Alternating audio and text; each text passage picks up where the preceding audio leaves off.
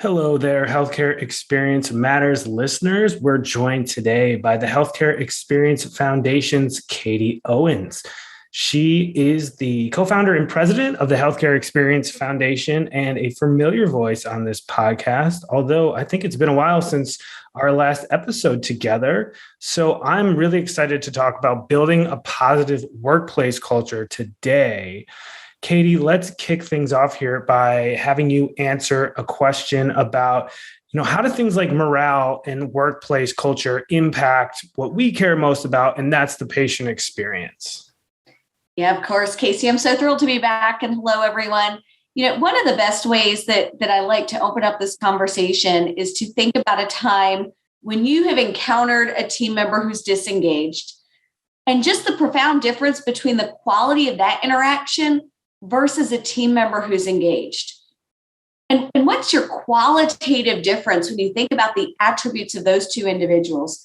The research demonstrates when a leader is disengaged, their team is so much more likely to also be disengaged than when a leader is engaged and they are on stage and they are growth oriented and solution focused. The research also shows that engaged team members lead to higher performance on AHRQ's Culture of Safety Survey. Engaged physicians are more likely to have higher patient experience of care perceptions. And so really, engagement is at the core of our ability to leverage and influence all of our balanced scorecard outcomes. So in your opinion and in your words, what are some signs of a positive, healthy workplace culture? How do we know we are on the right track? What I draw upon quite often when it comes to this, the signature aspects of a healthy culture, so much of it comes down to what we know are the national drivers of workplace engagement.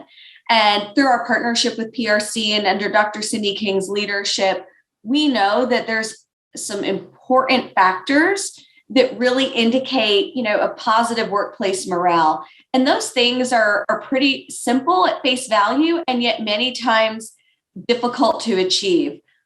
That there's a sense of trust and confidence in senior leadership, that there's healthy communication in between departments. You don't have to feel like you're walking on eggshells to make a request from another team, and that team members have a sense of access to training and resources to make their day-to-day work environment better. The reality is when those things are present, we have team members who are using discretionary effort that have both a professional and an emotional connection to their organization. And that's what separates us from the satisfied employees, those who are generally happy at work, or those who are disengaged, who are rowing sometimes the boat in the other direction. Awesome. And so do you think it's safe to make the correlation or the assumption that a positive workplace culture is actually related to having an engaged workforce? The body of emerging research is really indicating yes. Engaged employees and physicians are much less likely to experience signs and symptoms of compassion fatigue and burnout. Employees are saying they want to see more compassion and empathy from their leaders. And what we're finding is that as we see organizations pivot forward in this peri-COVID era, time and time again, they are doubling down on restoring and rejuvenating and re-engaging their workforce. Because if morale is low, it's very difficult to focus on advancing the patient experience, advancing a culture of zero harm and patient safety, retaining our best employees, making sure that we're being good stewards of our financial resources. Okay. And now let's talk a little bit about communication. How does poor communication from leadership actually end up impacting workplace culture? Sure, Casey. So communication is always in the eye of a beholder. I may think as a member of the executive team or as a department director that I am being diligent with my communication, that I'm visible, that I'm present. Yet the reality is always going to be how our intent is perceived. And many times we intend to do things to the best of our ability, and yet we ultimately end up perceived as very differently by our medical staff, by our frontline employees, and sometimes even by our department directors. And so when we are communicating, there's a few important elements that we find very important to focus on. The first is the neuroscience of trust. And there's some really brilliant work coming out of Northwestern University that when it comes to trust, which we are trying to constantly decipher, it's heavily built on our first impressions, a few big things really come into play. First and foremost, am I perceived as competent? And this is the baseline. And this is going to, from a trust standpoint, either be reinforced or destroyed. Next layer is, am I perceived as communicating with honesty and integrity? This supersedes competence is important. And the third piece is benevolence. Do my team members, when I'm communicating, feel a sense that I've got their back and that I am acting in their best interests? And when it comes to leadership communication, so oftentimes we focus so much on what, and we skip over that crucial step when it comes to that neuroscience of trust, of demonstrating I care about you, I am being transparent, and I'm narrating the why ever before I get to the what. Absolutely. And let's talk a little bit about opportunities and workplace culture. If there's a lack of opportunities in terms of growing and promotions, how can that end up impacting the workplace culture? Gosh, from the standpoint of how we perceive our day-to-day perspective or our story, many times we form a lot of our perceptions based on, do I perceive fairness and equity? And if I want to grow and advance, do I feel that I have the opportunity to? When I see team members get put into promotional opportunities, do I feel that they were given that fair opportunity, or that others were also given that fair opportunity? And when it comes to your question around promotion, so many times we can't share the nuances of our HR practices that go behind those decisions, yet we always want to make sure that we narrate, here are all the skills and the credentials of that individual that make them the perfect candidate for that role. And that's also where we want to be intentional about involving high-performing employees in the selection process. So, and maybe that's even you're interviewing a panel of leaders who may ultimately become your boss. But we're looking for, it's always easy to hire for competency. You can always teach that, but you cannot teach the values of your organization as easily.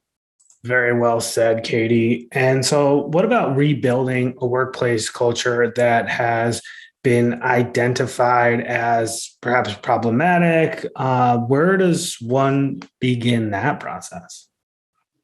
I think the very first point is what you've mentioned, and that's recognizing that we have a problem. And sometimes coming to that place means, we're going to be vulnerable and we're going to recognize that we've made some mistakes, and together we're going to move forward. And from the opportunities that we have to work with so many extraordinary healthcare systems across the country, what we've seen is that acknowledgement of, gosh, there's a lot of things I wish we could have done differently. And here we are. Can I ask for your help? Because we want to move forward. And these are our goals. And this is what we want excellence to look like here. And can I count on you to be on board with that? And so many times that disarms leaders, staff, and physicians. It reduces resentment. And when people harbor resentment, it makes them almost incapable of being a part of a solution. And so I think naming the issue, acknowledging the emotion, and asking for help is the key to rebounding and pivoting forward. And we hear the cliche sometimes, it's never too late. It's never too late. So does this apply to workplace culture? Is it ever too late to improve a workplace's culture? Gosh, I don't think I would be here if it was ever too late with our coaching team doing the kinds of work that we do. I think that different organizations candidly have different starting points. So many leaders have inherited the situations that they're encountering, and recognizing that starting point may not be a reflection of how they got here, but a recognition of where we move forward. A really amazing physician executive that I have had the chance to work with now for the last year and a half, said it's really hard to talk yourselves out of a problem that you've behaved yourself into. And I think recognizing that, and I'm talking sort of at an interpersonal level versus a systematic change management level right now. But when we recognize that, it puts us in a position to re-bridge and restore relationships. Folks, you've been listening to Katie Owens. She is the co-founder and president of the Healthcare Experience Foundation, and we've been talking about healthy workplace culture, or a lack thereof. Katie, did you have any other final thoughts before we wrap it up?